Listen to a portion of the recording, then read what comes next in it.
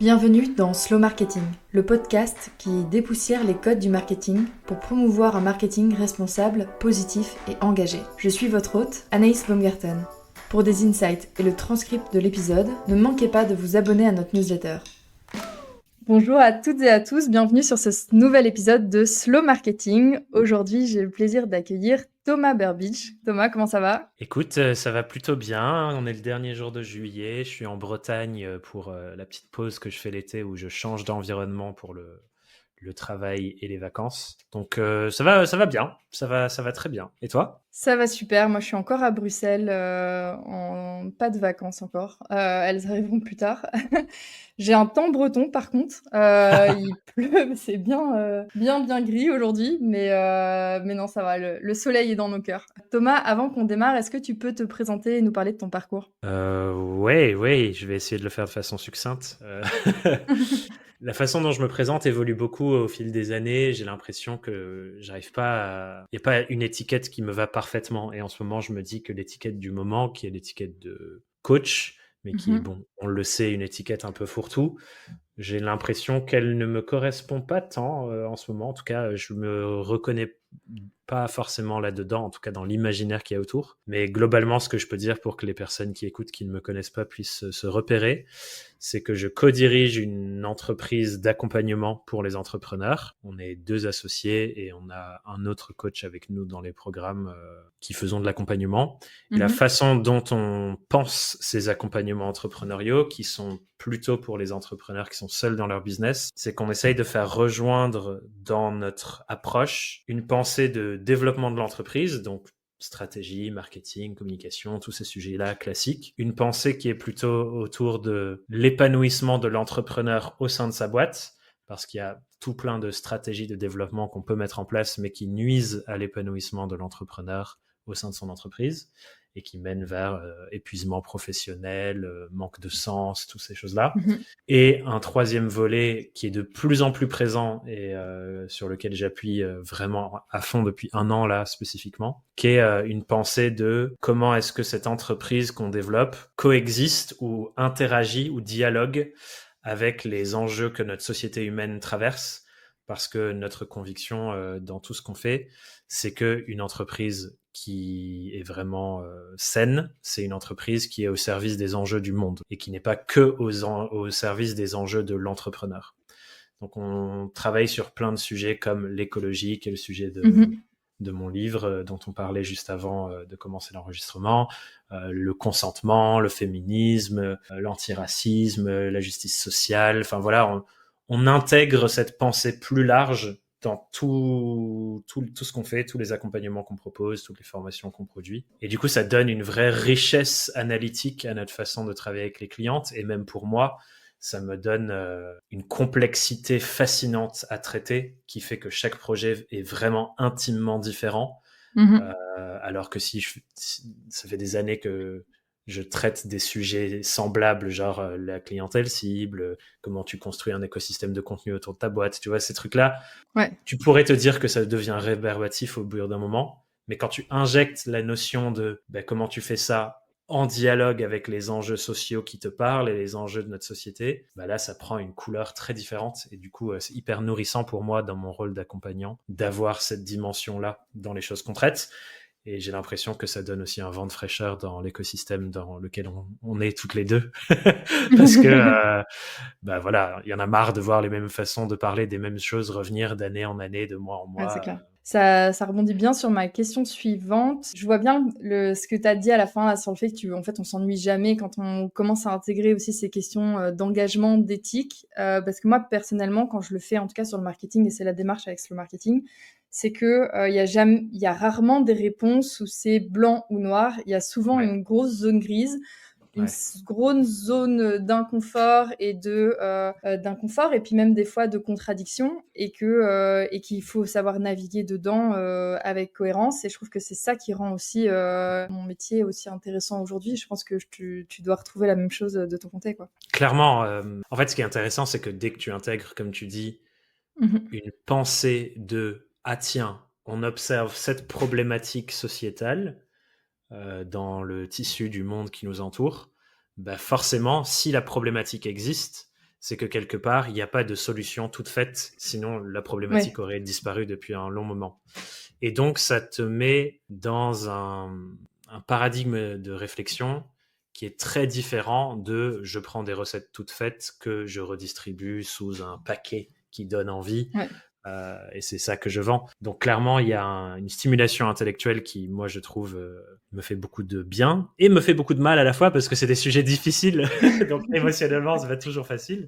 Mais je pense que c'est aussi ça qui est cool dans cette démarche, de se dire, en fait, chaque humain qu'on accompagne a des conditions et un historique tellement différents que ça recrée une nouvelle problématique totalement unique. Évidemment, plus on progresse, plus je me documente, plus on se forme, moi et les coachs de l'équipe, plus on arrive à entrevoir une façon de procéder qui a du sens et qui prend en compte toutes ces choses-là, toutes ces problématiques-là. Mais la réponse n'est jamais pareille. Parce que pour chaque personne qu'on accompagne, il y a une cible de clientèle différente, des enjeux différents, des causes qui leur parlent, qui sont différentes. Et nous, on essaye vraiment de se mettre dans l'humilité de ne pas imposer « Ah, il faut que tu fasses comme ci sur...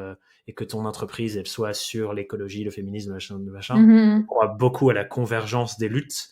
Donc, on se dit, quelqu'un qui est inspiré par le fait de lutter pour l'antiracisme, par exemple, on est assez confiante que tôt ou tard, ça contribue aussi à l'écologie, au féminisme, à ces autres choses, parce que toutes ces luttes se rejoignent un jour ou l'autre. Donc il y a une stimulation cognitive, créative, qui n'a rien à voir avec ce que j'ai pu faire à un moment, qui était accompagner des gens dans comment est-ce que tu construis une offre qui donne envie, tu vois.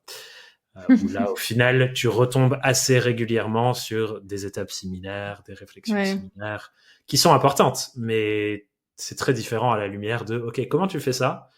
pour construire une offre qui écologiquement fait sens, qui prend en compte les enjeux de raréfaction des ressources naturelles, ce genre de trucs. Ça, c'est très différent.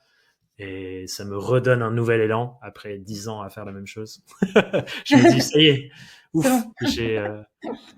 j'ai une nouvelle, c'est une nouvelle vague qui est très chouette à suivre. Ouais. Est-ce que tu as le souvenir d'un déclic sur le moment où tu as voulu justement allier le coaching d'entrepreneur et le militantisme? Chaque fois qu'on me pose cette question, j'ai l'impression qu'il n'y a pas une date ou un événement marquant qui fait une différence du jour au lendemain. Je pense que pour nous toutes, la place que prennent ces réflexions dans nos vies vient de façon graduelle, de plus en plus présent. Je pense qu'un endroit où je l'ai vraiment, avec mon associé, où on a décidé qu'il y avait un moment de non-retour auquel il fallait incarner ça encore plus grand, c'est les législatives anticipées en 2024. Parce que, au final, toutes ces réflexions, elles sont présentes dans notre façon d'accompagner depuis assez longtemps. Les gens venaient déjà à nous parce qu'il y avait ce truc de valeur, ce socle de valeur dans notre façon de fonctionner.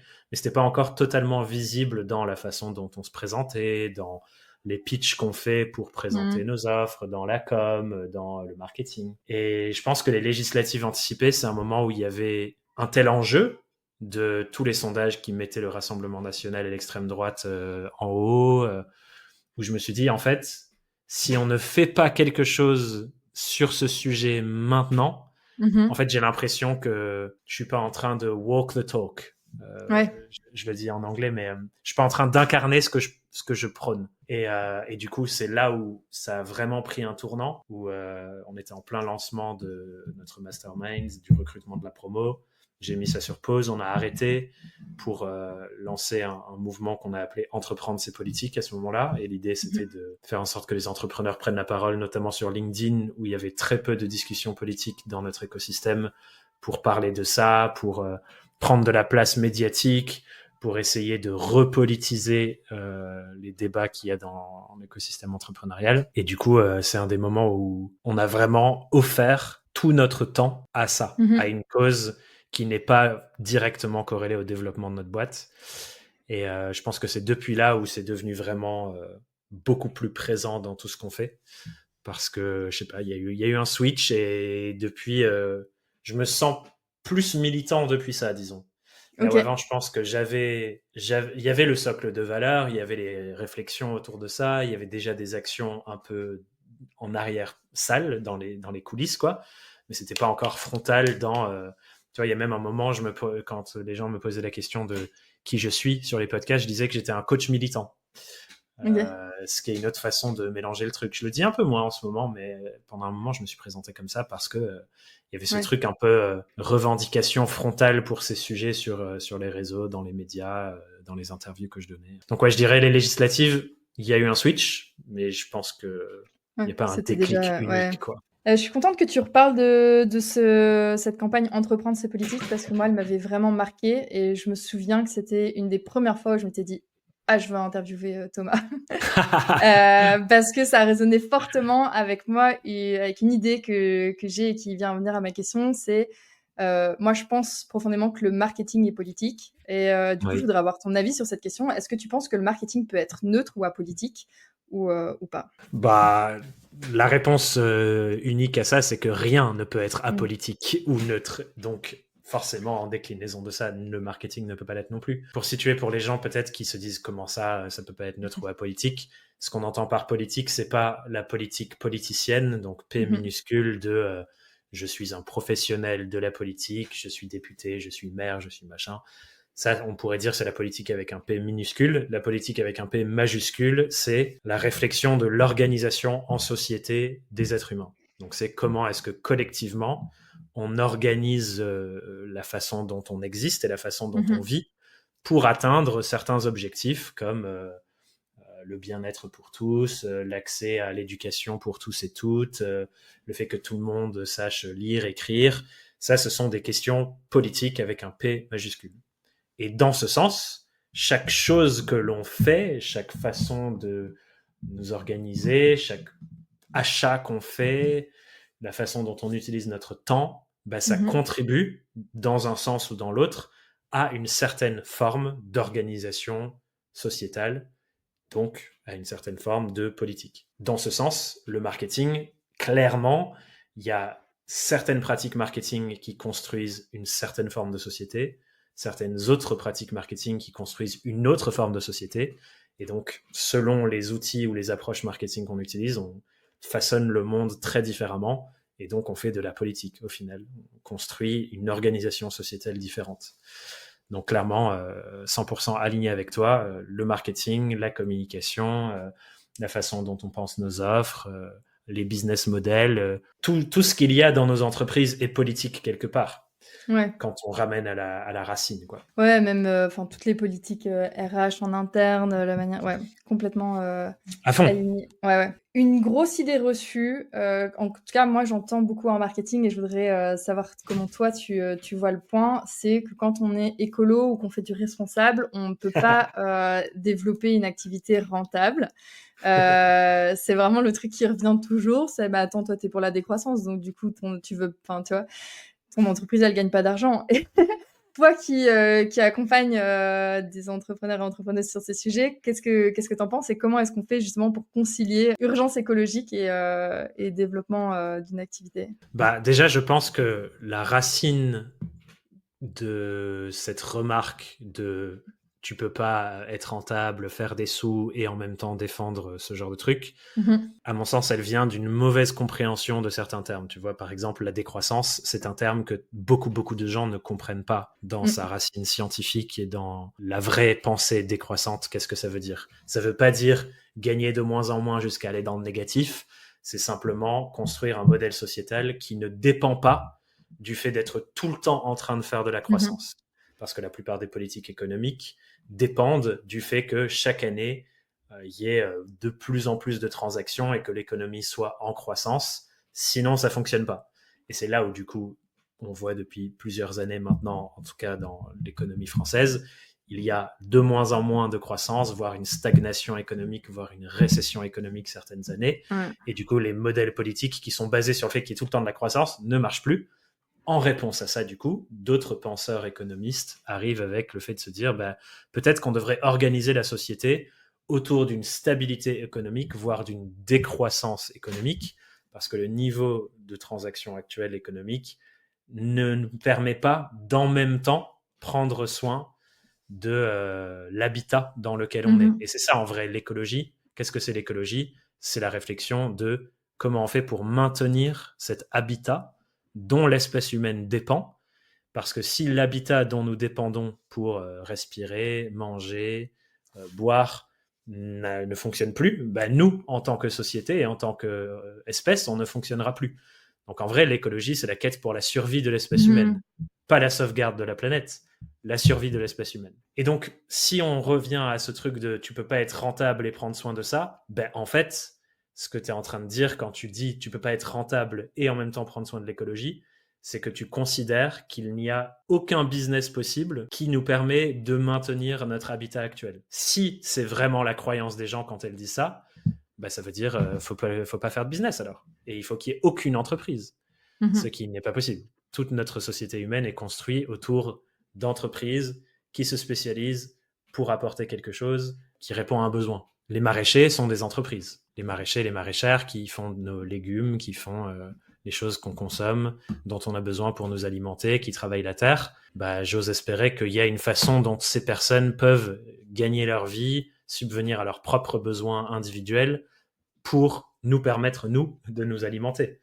Sinon, la seule solution, c'est de revenir à un modèle paysan où chacun d'entre nous produit ce dont on a besoin pour nos besoins primaires. Mais c'est pas le modèle de société dans lequel on est. Donc, je dis tout ça pour poser un peu le socle de se dire, si on part du principe que c'est pas possible de faire de l'écologie et d'être rentable avec une entreprise, bah, la seule autre solution, c'est de ne plus rien faire du tout.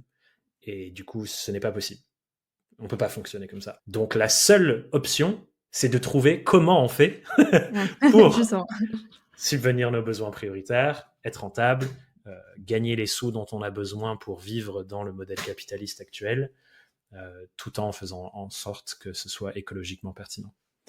Et c'est peut-être du coup la suite de la conversation sur comment on fait, mais... Mais là où je te rejoins, c'est qu'il y a tout un imaginaire à déconstruire aussi sur c'est quoi la réussite, c'est quoi le succès. Enfin, moi, j'ai démarré ma carrière dans Startup Tech à Paris, quoi. Donc, autant te dire que si t'as pas fait une levée tous les ans et que ta levée, elle est pas supérieure à celle de l'année passée, que t'es pas constamment en recrutement, en train de déménager de bureau, etc., bah, c'est que ça fonctionne pas.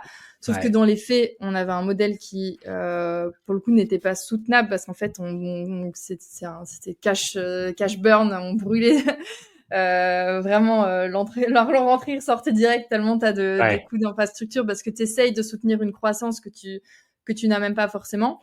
Et moi, je sais que quand je me suis mis à mon compte, il a fallu faire tout un taf sur moi-même de me dire attends, si la première année, la deuxième année, la troisième année, je fais le même chiffre d'affaires, en fait, c'est très bien, tu vois. Genre, c'est même ça au contraire fait preuve d'une stabilité, d'une résilience, d'une robustesse aussi dans mon business. Mais dans l'imaginaire collectif, en tout cas entrepreneurial, je trouve qu'il y a vraiment un travail à faire là-dessus. À fond.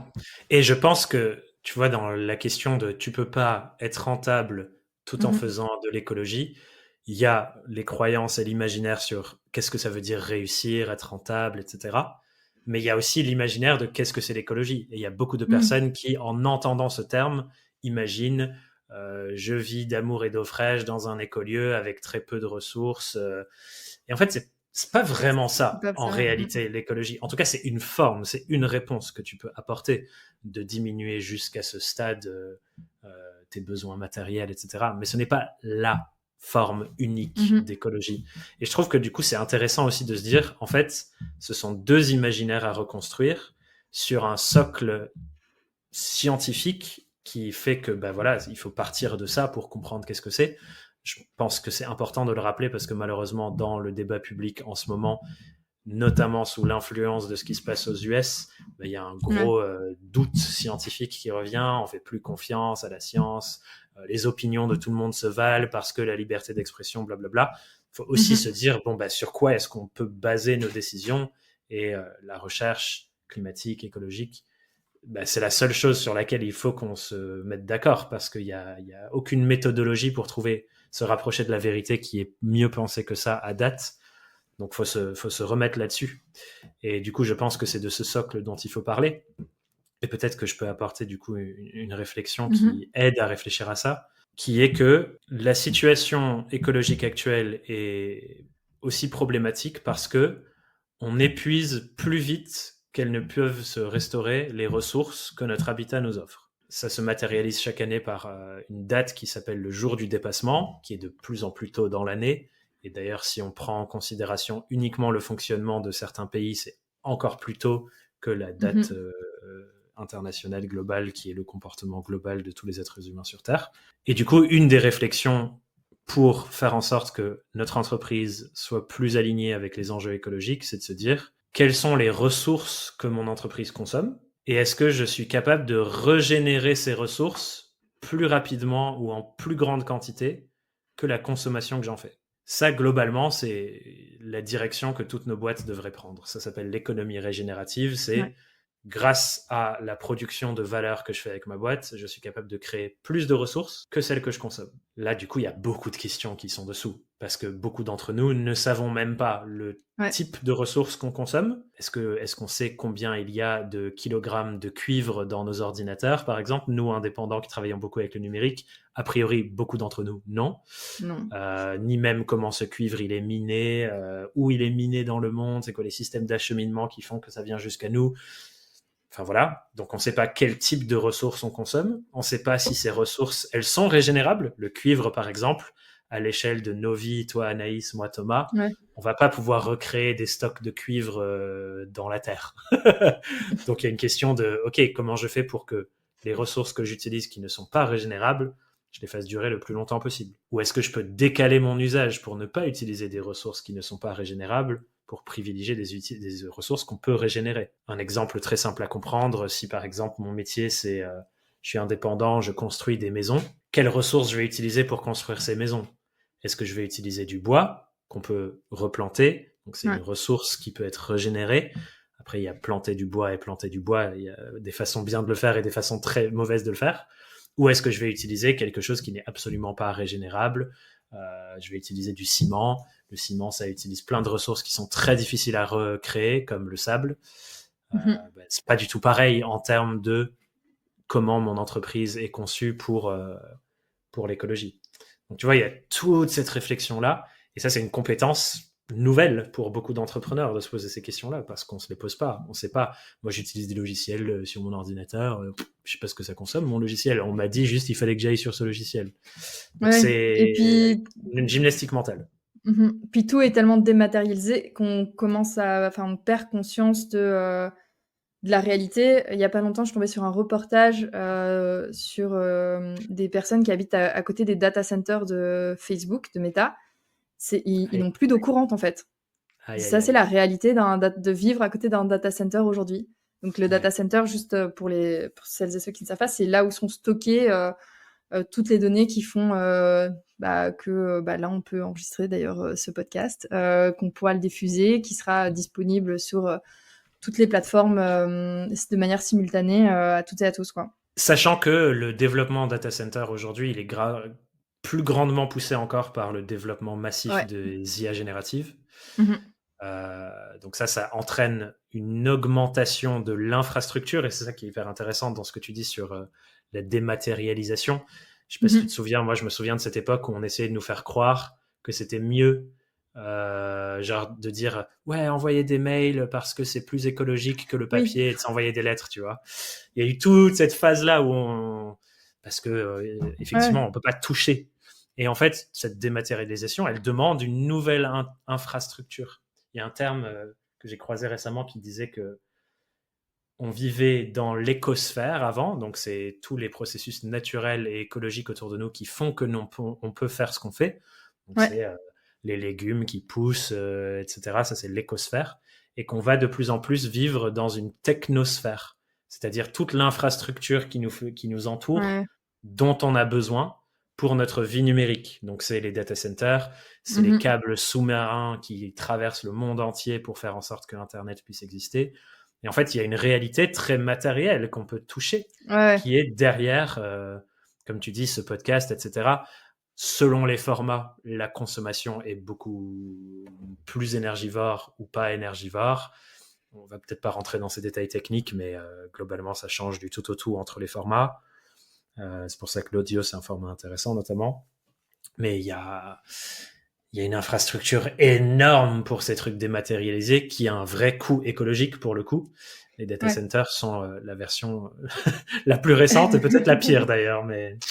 Mais sur l'idée reçue, là, tu disais du digital par rapport au papier. Moi, il y a un message qui est revenu pas mal ces derniers temps dans mes discussions par rapport aux livres où on me disait ah oui, mais pourquoi est-ce que tu le fais pas juste en e-book ou disponible sur les liseuses? Parce que du coup, ça aura moins d'impact que de l'imprimer en livre. Tu te prendrais moins la tête.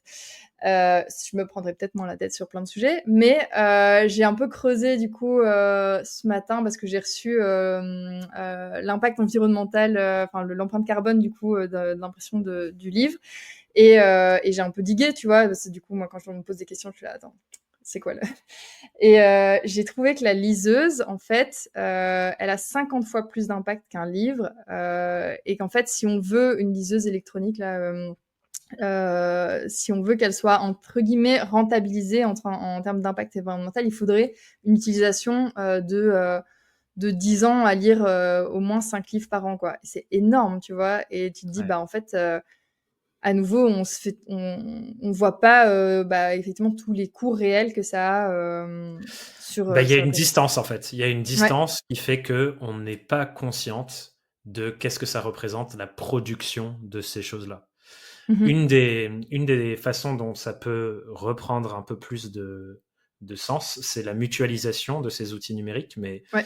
je vais essayer de donner une stat pour que les gens se rendent compte. Un ordinateur, donc l'ordinateur sur lequel moi je travaille, sur toi, lequel tu travailles pour enregistrer aussi, un seul ordinateur qui pèse quoi? 3 kilos peut-être, 4 kilos, Ouais. 2 kilos, un truc comme ça, j'en sais rien. Peu de kilos. Ça nécessite autour de 800 kilos de matières premières pour être fabriqué. Entre les Wow. métaux rares, le plastique pour les touches, le cuivre, le machin, le lithium pour les batteries. 800 kilos qui ont été extraits par d'autres machines, des gens qui ont trié entre les différents trucs et les minerais, souvent dans des conditions affreuses, Mhm. pour qu'on ait un ordinateur pour travailler.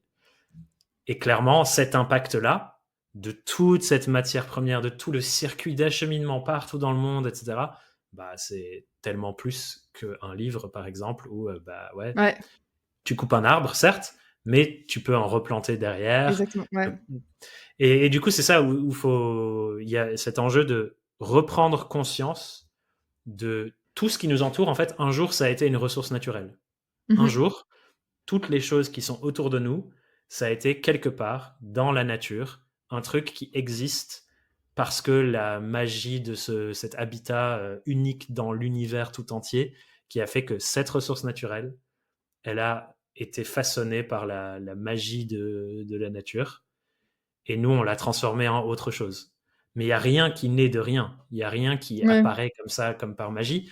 C'est juste on ne connaît pas, on ne maîtrise plus la complexité de qu'est-ce qui a été nécessaire pour que cet objet-là devant moi existe. Et comme on ne le maîtrise pas, bah, du coup, quelque part, cette inconscience fait qu'on ne la respecte pas. Il n'y a pas il y a pas de soin pour les choses qu'on ne comprend pas. Et donc, Mhm. toute une partie, à mon sens, de ce qu'on doit faire, nous, en tant qu'entrepreneurs, pour prendre soin de l'écologie dans nos entreprises, c'est remettre de la conscience et de la curiosité dans, en fait, derrière ce truc-là que j'utilise tous les jours, il se passe quoi, en fait? Comment Mhm. c'est possible que je Ouais. l'utilise? C'est quoi tout le circuit qui rend ça possible?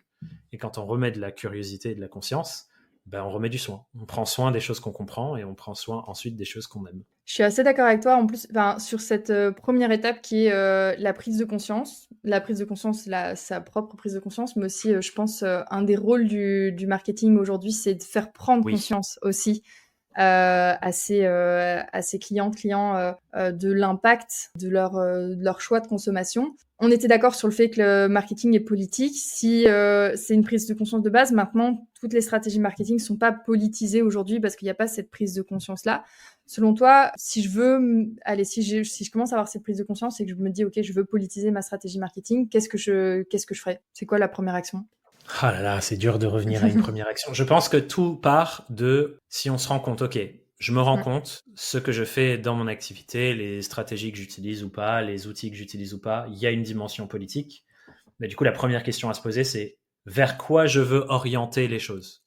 Mhm. Si je suis conscient maintenant que mon comportement en tant qu'entrepreneur et en tant qu'être vivant oriente la société dans un sens ou dans l'autre, dans quel sens je veux l'orienter. Et donc commencer à explorer un peu ça. Ok, je veux l'orienter dans un sens qui respecte davantage l'écologie et les ressources naturelles. Ok, je veux l'orienter dans un sens qui prend davantage en compte le consentement et le fait de prendre soin des humains et de pas traiter les humains comme des robots qu'une fois qu'on a utilisé toutes leurs ressources et leur énergie, on les jette, ils ont fait un burn-out, je prends le prochain. Ok, je veux pas orienter le monde dans ce sens, je veux l'orienter dans ce sens. Ok, je sais que je veux aller dans ce sens. Qu'est-ce qui va contribuer à aller dans ce sens? Et c'est là où, du coup, on va voir émerger, je pense, des actions, des réflexions, des pistes de stratégie, par exemple, et qu'on va pouvoir les implémenter. Par exemple, si on prend le consentement, ok, j'ai envie de vivre dans un monde où on prend davantage soin des relations humaines, on dépasse pas les limites des autres, où il n'y a pas cette violation des limites des autres. Comment est-ce que je peux faire ça? Peut-être que je peux créer un cadre où c'est OK que les gens me disent non. Et je vais pas être là à faire du forcing et du forcing et du forcing. OK, qu'est-ce qui contribue à faire du forcing et à pas respecter le nom des gens? Je me rends compte que quand il y a une urgence à prendre une décision maintenant tout de suite, ça aide pas les gens à prendre soin de leurs limites et à dire non. Ça pousse les gens à oublier leurs propres limites. OK, peut-être que je vais arrêter d'utiliser l'urgence partout. À quel endroit je l'utilise et où je me rends compte que c'est pas pertinent. Ah ouais, là, je pense. Mais en fait, et souvent, ce qui se passe, c'est qu'on se rend compte, c'est des endroits où on avait déjà des dissonances morales et cognitives. Ouais. C'est qu'on utilise des stratégies marketing parce qu'on nous a dit qu'il faut faire comme ça. Il y a une espèce de gourou étrange sur l'internet, là, à qui j'ai payé une formation très chère. Et comme je veux rentabiliser ma formation, je fais ce qu'il me dit, alors que j'ai des scrupules moraux et j'ai pas envie de le faire. Mais je me force. Donc souvent, il y a un point commun. Les endroits où on se dit, de base, j'étais pas pour ça et ça me plaît pas trop, mais bon, je vais le faire parce qu'on me dit que je dois le faire. C'est souvent un endroit où, en fait, on se rend compte que quand on commence à politiser son approche, on va arrêter ces trucs-là en premier. Et je pense que d'ailleurs, souvent, on se trompe en se disant, qu'est-ce que je peux faire de plus pour m'engager, politiser? Souvent, ça commence par les choses qu'on va arrêter de faire et faire moins de certaines choses, et que déjà en faisant ça, on fait plus partie de la solution que du problème. Ça enchaîne très bien avec ma question suivante, qui était, est-ce que... C'est parfait. Est-ce que toi, tu as déjà justement boycotté ou arrêté d'utiliser un outil marketing un peu mainstream, justement à cause de ces dissonances-là? La fausse urgence, c'est un exemple parfait, comme je le disais juste avant. D'essayer de créer des raisons pour lesquelles les gens doivent décider maintenant, tout de suite, jusqu'au stade où j'invente des trucs. Et ça, c'est quelque chose... Tu prends n'importe quelle formation. Les gens qui te font de la pub sur les réseaux et qui te disent « je vais t'apprendre à vendre », n'importe laquelle tu achètes, ils vont à un moment donné te dire « il faut que tu mettes de l'urgence parce que machin, en inventant plein de raisons pour lesquelles c'est normal de mettre de l'urgence. Ils vont même utiliser de la fausse neuroscience pour justifier le truc des fois. Ça, c'est clairement quelque chose que nous, on pratique plus du tout. On a ce qu'on appelle des deadlines décisionnels, parce que je pense que tu le vois, nous, en n'importe quel être humain, il y a des choses inconfortables, je peux les procrastiner ad vitam aeternam parce que c'est inconfortable. Donc, on a des deadlines décisionnels du genre, on a des promos dans notre mastermind qui commencent à telle date, faut que tu te décides avant la date de début. Si tu te décides 2 semaines après la date de début, non, c'est la prochaine promo, c'est comme ça, tu vois. Mais c'est pas une fausse urgence du genre, oui, ça démarre à telle date, alors qu'en fait, 3 jours plus tard, tu me dis que tu veux t'inscrire et je te dis oui, non, ça c'est de la fausse urgence. C'est pas une. Donc ça, c'est une nuance que j'aime bien apporter. Quelles sont les deadlines qui soutiennent la prise de décision, qui accompagnent le fait que prendre une décision, c'est plus simple quand il y a une date de fin, vs la fausse urgence créée de toutes pièces pour pousser les gens dans des décisions qui ne sont pas alignées, qui ne sont pas réfléchies. C'est très différent ces deux choses. Donc la fausse urgence, on n'utilise plus du tout. Mais par contre, pour accompagner la prise de décision alignée, il y a une forme de deadline qui est incluse, mais toujours en prenant soin du fait que les gens ils aient le temps de réfléchir, ils aient toutes les infos. Il y a de l'alignement dans la prise de décision. Et ça, c'est souvent quelque chose. Une grande partie de nos accompagnements, c'est enseigner le marketing de façon plus éthique, comment on prend soin des gens dans le processus commercial. Il y a cette réflexion de le but de la vente, c'est d'aider les gens à prendre des décisions alignées. Si c'est un non aligné, ta vente, elle est réussie. Si la personne, elle dit, en fait, je prends la décision de ne pas venir avec toi dans ce mastermind, Thomas, parce que je me rends compte que A, B, C, D, E, qui font que ma meilleure décision, c'est de ne pas y aller et c'est de faire telle alternative, Moi, je suis en mode trop bien. Si tu es aligné, si tu sens que tu as du pouvoir personnel en prenant cette décision-là, bah, c'est la bonne décision. Mais par contre, si je me rends compte que le non de ne pas venir, il n'est pas aligné, il n'est pas ancré, et c'est une fuite, bah là, par contre, je peux challenger et dire, j'ai l'impression que la raison pour laquelle tu n'as pas envie de venir travailler avec nous, c'est pas parce que tu te dis que c'est la meilleure décision de ne pas venir, c'est parce que quelque part, tu as peur de A, B, C ou D. Et du coup, tu rentres dans une posture d'accompagnement à la prise de décision. Et ça, c'est une autre façon de voir la vente. Beaucoup de gens ont peur de la vente parce que pas envie d'être un vendeur de tapis ou je ne sais quoi.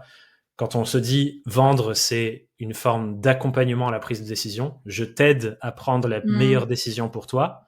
Et moi, je suis personne pour savoir ce que c'est la meilleure décision pour toi. Mais je t'aide à toi trouver en toi les arguments, les datas, les réflexions qui font que tu sens dans ton cœur, dans ton corps, dans tes tripes que c'est la meilleure décision. Mais c'est ça qui compte pour moi quand je fais de la vente. Et ça, c'est très différent que de dire je suis là pour te closer à tout prix, tu vois.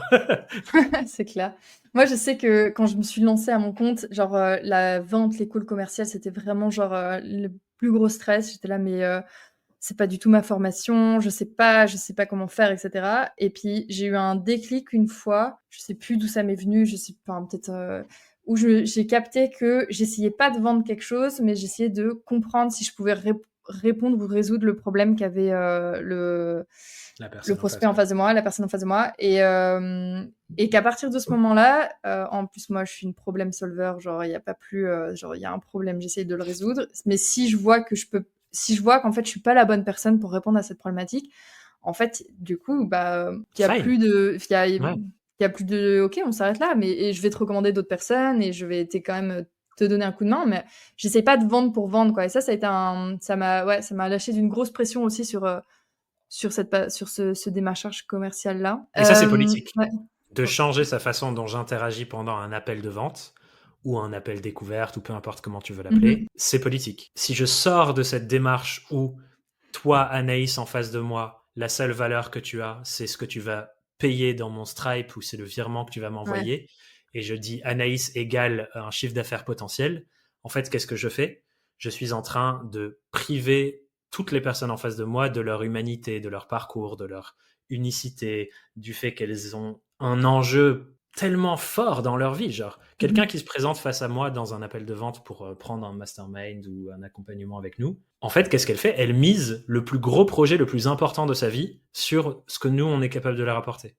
Et si je ne vois derrière elle que les 5000 balles ou 6000 balles que ça représente de travailler avec nous, ben en fait, qu'est-ce que je fais ? Je suis en train d'essentialiser la personne en disant, en fait, la seule valeur que tu as, c'est ce que tu as dans ton portefeuille. Et ça, c'est horrible. J'ai pas envie de vivre dans le monde où chaque personne n'a de valeur que son capital en banque.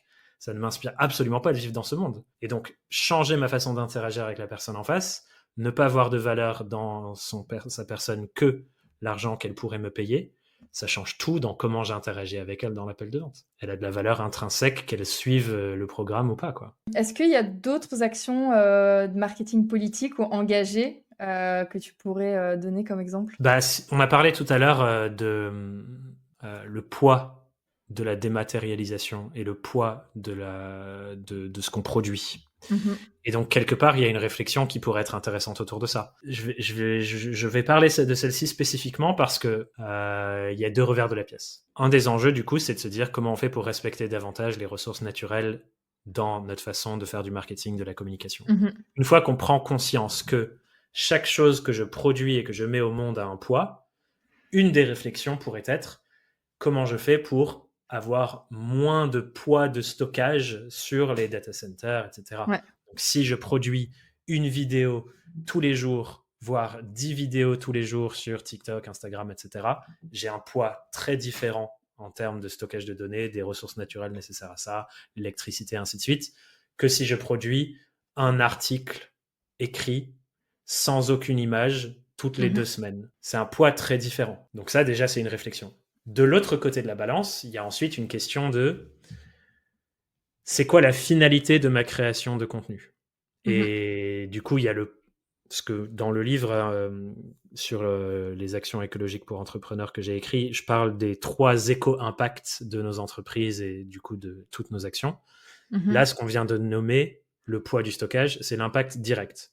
je Ouais. produis une vidéo, elle a un impact direct en termes des ressources qu'elle va consommer pour être diffusée et stockée. Mais il y a aussi l'impact potentiel de ces choses-là dans le futur. Donc, impact direct, je la produis, ça a un certain coût, je la diffuse, ça a un certain coût. Ouais. L'impact indirect, c'est son stockage pendant des années à venir dans le data center. L'impact potentiel, c'est quel changement est-ce que Ouais. ce morceau de contenu peut créer dans le monde. Donc, si c'est une vidéo qui parle, comme ici, de comment tu changes ta pensée entrepreneuriale pour prendre en compte l'écologie, ça n'a pas du tout le même impact potentiel que si c'est une vidéo sur comment tu fais pour faire le tour du monde en avion en payant le moins C'est cher ça, ouais. possible. C'est pas du tout la même vidéo. Pourtant, c'est le même impact direct. Ouais. J'ai utilisé les mêmes ressources pour la créer et la diffuser. C'est le même impact indirect. Ça utilise les mêmes ressources pour être stocké dans un data center. En revanche, les comportements potentiels que ça peut changer auprès des personnes en face de moi, ça n'a rien à voir. Et c'est là où, du coup, on doit se poser la question de quelle place, quel rôle je vais jouer dans l'équation du changement écologique, si on parle d'écologie. Ouais. Moi, personnellement, j'ai l'impression que le meilleur rôle que je peux jouer, c'est être un militant médiatique, donc créer du contenu médiatique avec les mêmes codes que tous les autres contenus médiatiques dans notre écosystème entrepreneurial pour faire en sorte que les comportements changent petit à petit. Donc il y a une grande partie de ce que je fais au quotidien qui est invisible dans nos outils, dans notre com et tout, mais c'est militer auprès de toutes les autres personnes qui sont entre guillemets leaders d'opinion, qui sont en fait mes potes, les podcasters, les gens qui ont des formations, les machins, pour que ces personnes-là aient des prises de conscience écologiques, parce que je sais que par effet boule de neige, ça change du coup tout ce qu'elles font dans leur business, auprès de leur clientèle, comment elles forment les gens, etc. Et je sais que pour faire ça, je dois quelque part essayer de faire partie du club, tu vois. Si je me mets en mode je boycotte complètement les réseaux, j'y vais pas du tout, ben, je peux pas avoir cet impact-là. Mais ça, c'est un rôle qui, moi, m'inspire, dans lequel je me trouve fort, pertinent, avec des compétences. Ça ne veut pas dire que c'est pas pertinent de faire du slow content low tech et de ne faire que de l'écrit, peu d'écrit, mais de l'écrit plus poussé. Donc, une newsletter tous les mois, mais hyper fouillée, que en écrit, pas du tout de vidéo, etc. C'est aussi une approche pertinente pour des gens qui ont un autre rôle dans le combat. Mais on peut pas tous et toutes avoir les mêmes rôles. On a besoin de plein d'approches complémentaires pour aller dans ce sens. Donc c'est là où du coup c'est intéressant, je trouve, de parler de ce truc du poids du stockage.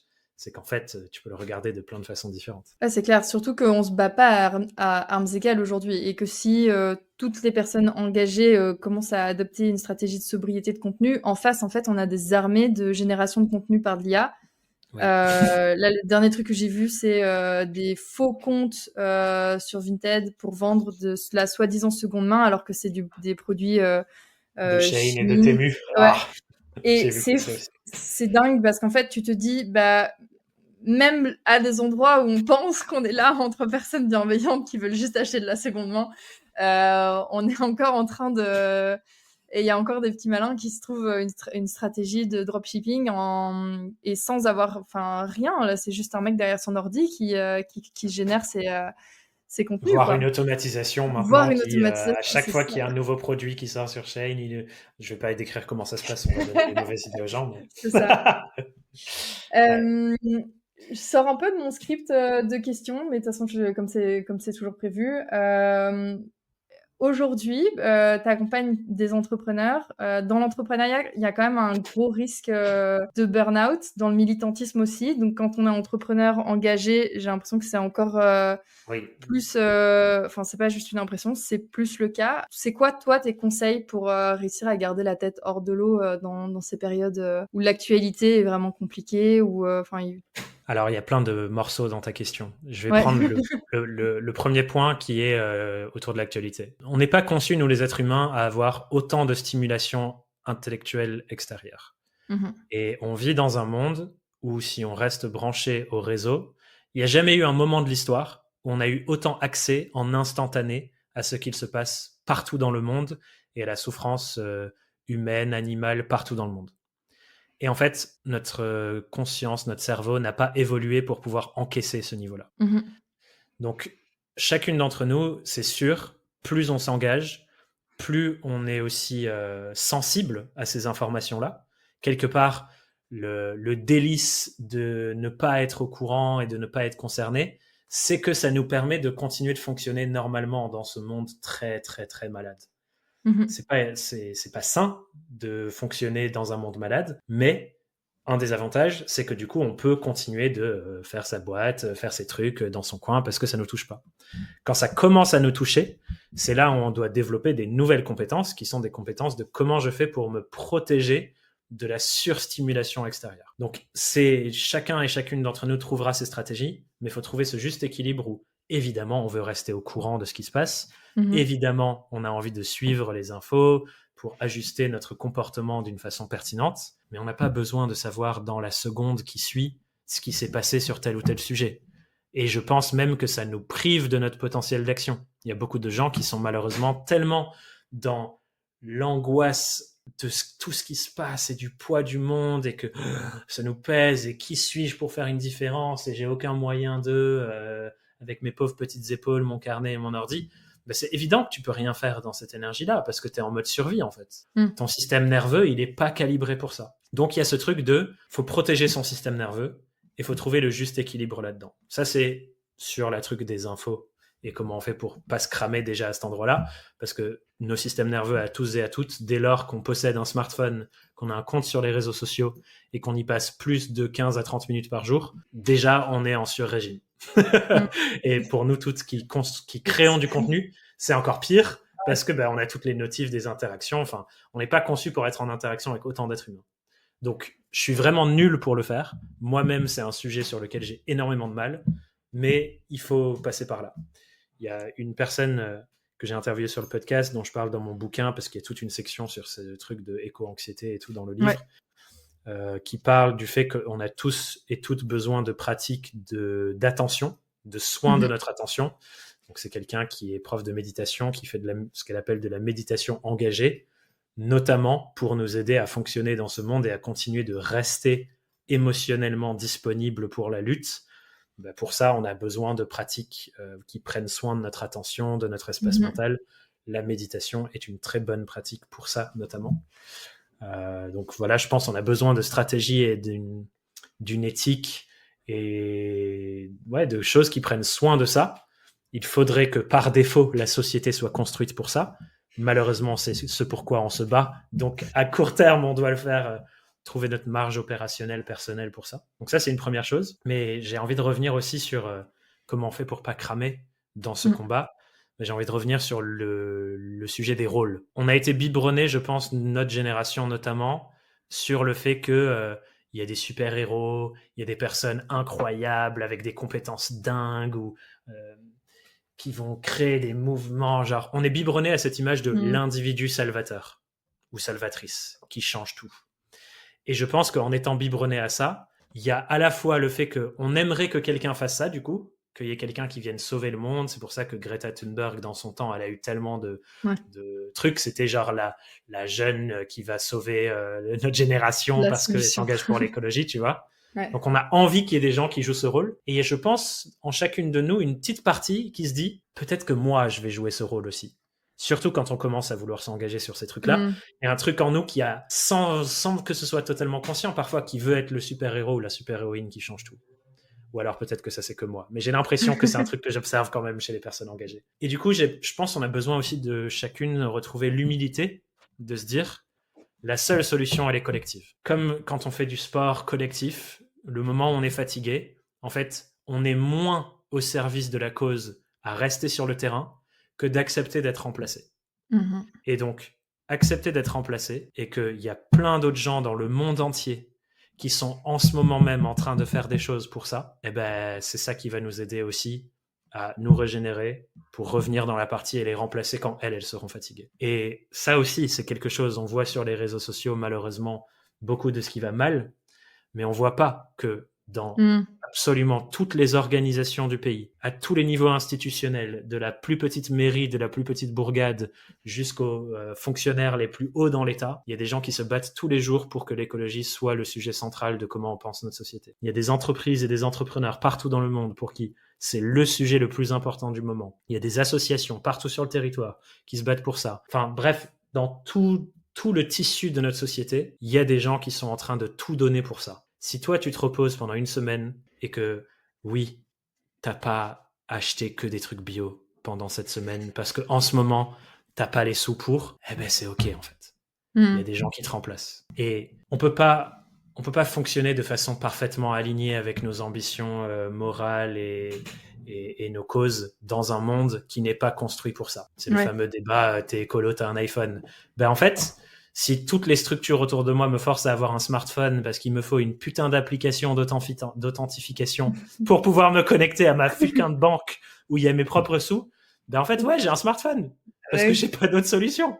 Et c'est pas notre force individuelle à faire face à tout un système qui est pensé autrement, elle a des limites. Et Ouais. malheureusement, on doit jouer avec ses limites. Donc, je pense qu'on a besoin de cette humilité-là aussi, de se dire, tout Mm. le monde a un rôle à jouer. Moi, ma responsabilité, c'est de jouer mon rôle, d'essayer de le jouer de mieux en mieux chaque jour, en prenant soin de mes besoins primaires, parce que personne va en prendre soin dans le modèle sociétal capitaliste. Donc, je dois aussi assurer ma propre survie. C'est ça. Mhm. Mais si chacun joue son rôle et accepte que d'autres personnes vont aussi aider et que je me fais remplacer par ces personnes quand j'en ai besoin, ben je pense qu'on peut un peu plus prendre soin de nous-mêmes. Mais clairement, pour cette lutte, il y a des gens qui vont souffrir. Moi, je souffre. Peut-être que toi aussi, tu as l'impression que tu vis de la souffrance, t'es engagé là-dedans. Mhm. Et ça va faire partie du truc. Tous les gains de toutes les plus belles choses qui se sont passées dans notre société, toutes les plus belles avancées sociales, il y a des gens qui ont souffert pour, il y a des gens qui sont morts pour. Donc ça va être pareil sur ces sujets-là, malheureusement. Donc ça va pas être un chemin tranquille. Par contre, je pense qu'on peut aussi se préserver du mieux de notre possible sur ce chemin, mais il y aura un peu de souffrance, je crois. Merci pour ces mots parce que je trouve ça très très juste. Je te rejoins sur. Moi, je dis souvent que être engagé, c'est surtout naviguer dans la contradiction.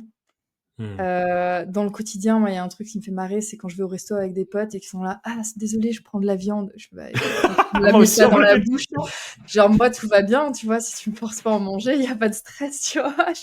Jusqu'ici.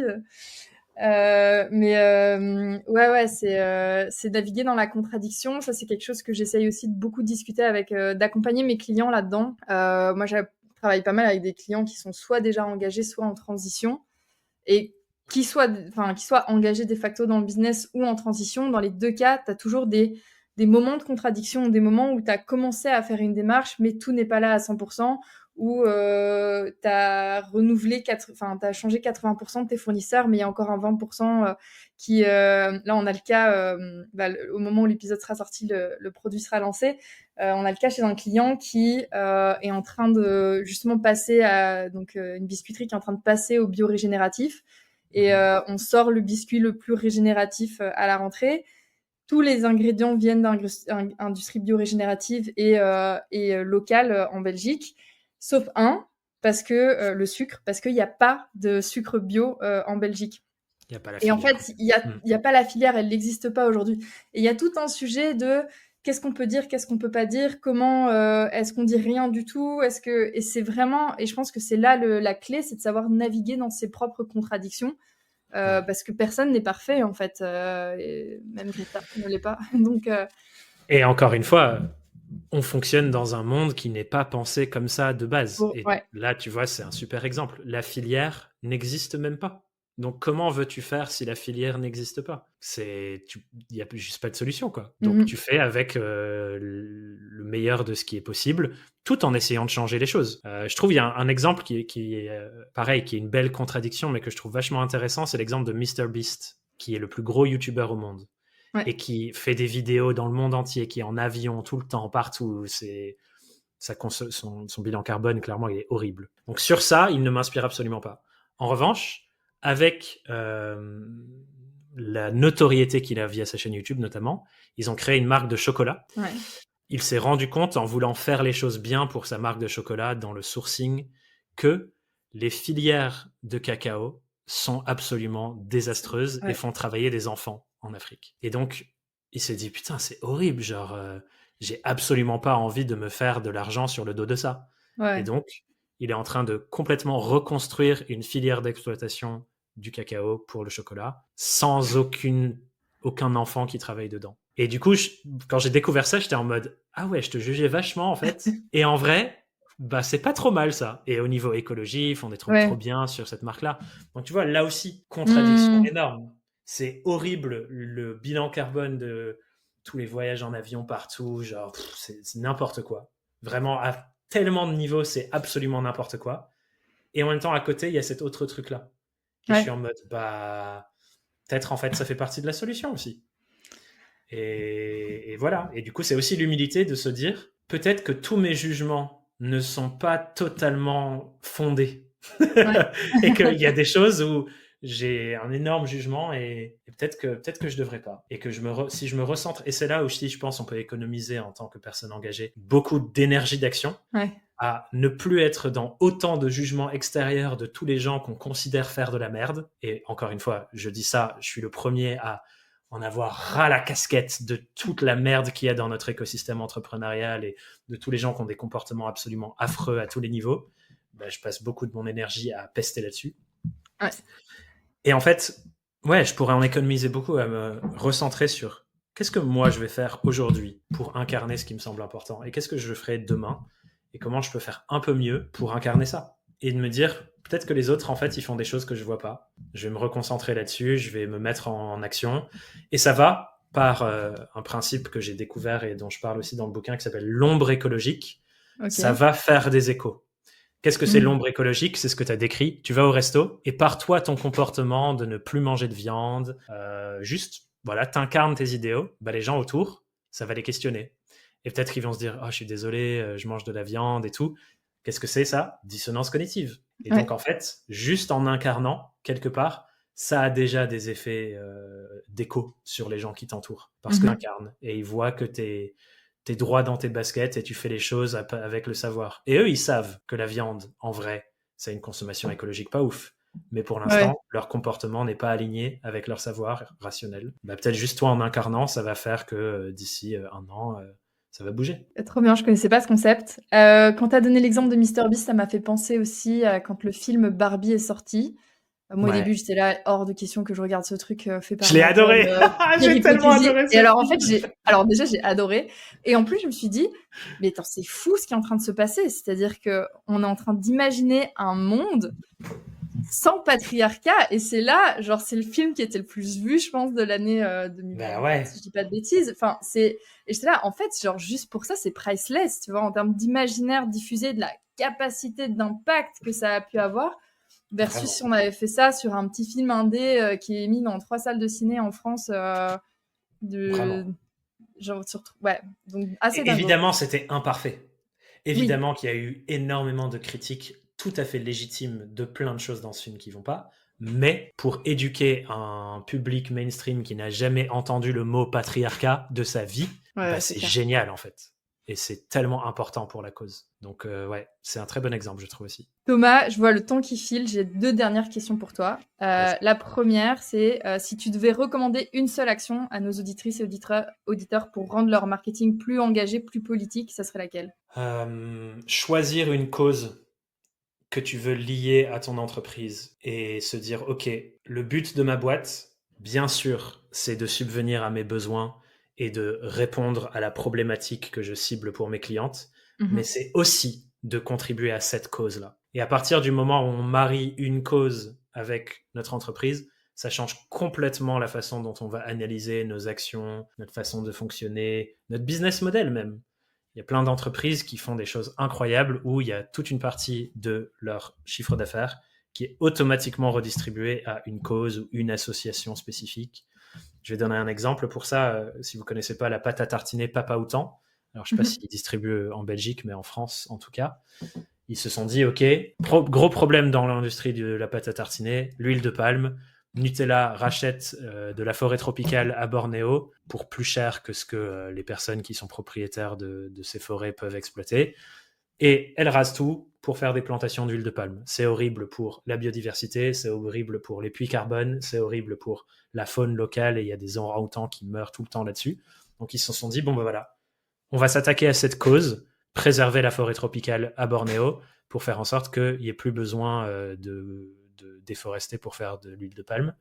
Donc, il y a une partie, à chaque fois que tu achètes un pot, ils ont trouvé le bon business model pour que ça sauve à tout jamais 1 mètre carré de forêt tropicale. Ils vendent leur pot Il y a une partie du chiffre d'affaires qui est réorientée vers une asso locale là-bas, qui utilise cet argent pour racheter des mètres carrés de forêt. Et donc, c'est incroyable ce que ça crée pour cette boîte, parce qu'ils savent que chaque fois qu'on fait une action marketing et qu'on vend, en fait, qu'est-ce qu'on fait ? On est en train de racheter de la forêt tropicale. Et donc, quelque part, c'est ça le but de leur boîte. Le but de leur boîte, c'est racheter la forêt tropicale à Bornéo. L'excuse pour le faire, c'est de vendre de la pâte à tartiner face au concurrent qui fait l'inverse. Ça, c'est le genre d'entreprise dont on a besoin. Donc, la première action que je dirais, choisissez une cause, affiliez cette cause à tout jamais à votre boîte, jusque dans les statuts de l'entreprise s'il le faut, pour pas le perdre de vue. Ça changera tout le modèle de réflexion par la suite sur vos actions très quotidiennes. C'est méga puissant. Et dernière question, la classique de slow marketing. Si je te dis, Thomas, slow marketing, tu penses à quoi ? Un marketing qui ne cannibalise pas les êtres humains dont elle dépend, à la fois les humains qui produisent ce marketing, mais aussi les humains qui consomment ce marketing. Si le marketing qu'on crée cannibalise et bouffe les humains de chaque partie de l'équation, c'est pas durable. Donc je pense qu'un bon marketing ne cannibalise pas les humains dont il dépend. J'aurais pas mieux dit. Merci. Avec plaisir. Merci. C'est pas préparé.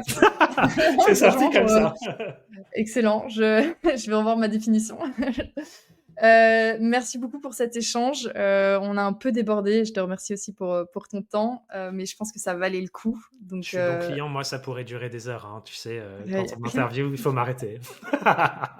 Mais, merci. Quand on sortira l'épisode, nos 2 livres seront en vente, mais donc avec plaisir pour mettre le tien dans les ressources. Je vous le recommande chaudement, même si je ne l'ai pas encore vu et lu. Mais j'espère que tu ne regretteras pas cette recommandation après l'avoir lu. Je ne pense pas, étant donné tous nos échanges et cet échange-là, je ne pense pas. Donc voilà, je remettrai tous les liens. Est-ce qu'il y a un dernier mot que tu veux partager avant de conclure ? J'ai envie de dire aux gens qui nous écoutent, je pense que ce sont des personnes pour qui c'est pas toujours facile d'avoir de l'espoir sur tous ces sujets dont on a parlé. Et c'est normal quand on voit les infos du monde. Et moi, une prise de conscience que j'ai beaucoup eue en écrivant mon livre, c'est que de base, je me suis dit, j'ai envie d'écrire ce livre pour redonner de l'espoir aux gens. Et à un moment donné, dans l'écriture, je me suis dit, mais même moi, j'ai pas espoir. Comment est-ce que j'ose croire que je vais rendre de l'espoir aux gens alors que moi-même, j'en ai pas? Et du coup, ça a beaucoup navigué dans ma tête et je me suis rendu compte que l'espoir, c'est pas le déclencheur et l'action et la conséquence. C'est pas j'ai de l'espoir donc j'agis, c'est l'inverse. C'est quand j'agis, quand je fais les choses, quand je passe à l'action, quand je suis congruent avec mes valeurs et que ça se voit dans ce que je fais, dans ce que je dis, c'est de là que l'espoir naît. Donc l'espoir est la conséquence de l'action. Et je trouve que inverser ces 2 choses, ça m'a beaucoup aidé à me dire, je dois pas attendre d'avoir espoir pour ensuite me bouger, c'est je me bouge, et là je vais ressentir que l'espoir est vraiment en moi, et quand je fais partie de gens, de groupes qui se bougent, c'est encore plus fort, parce que c'est pas que moi dans mon petit coin, c'est je vois dans la chair de toutes ces personnes qui m'entourent que en fait il y a des trucs qui se passent quoi, et ça fait vraiment du bien. Donc si vous manquez d'espoir en ce moment, j'ai beaucoup de compassion pour vous, et je vous envoie plein de soutien. La meilleure façon de retrouver de l'espoir, c'est de passer à l'acte et de trouver des lieux, des endroits, des groupes, des communautés qui le font déjà, parce que ça fera écho dans votre sensation et dans votre corps. Et l'action appelle l'action, en fait. Tout à fait, cercle vertueux.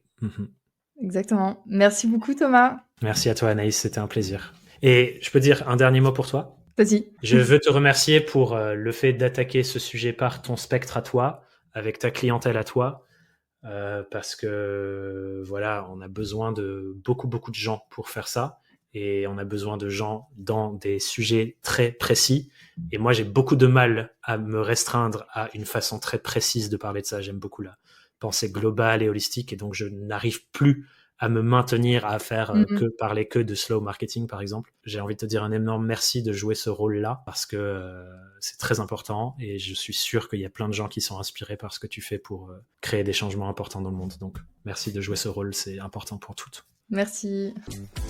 C'est tout pour aujourd'hui. Rendez-vous dans 2 semaines pour un nouvel épisode. Si tu ne veux rien louper, abonne-toi à la newsletter ou à mon profil LinkedIn, Anaïs Baumgarten. Tous les liens sont dans la description. Merci pour ton écoute et à très vite sur Slow Marketing.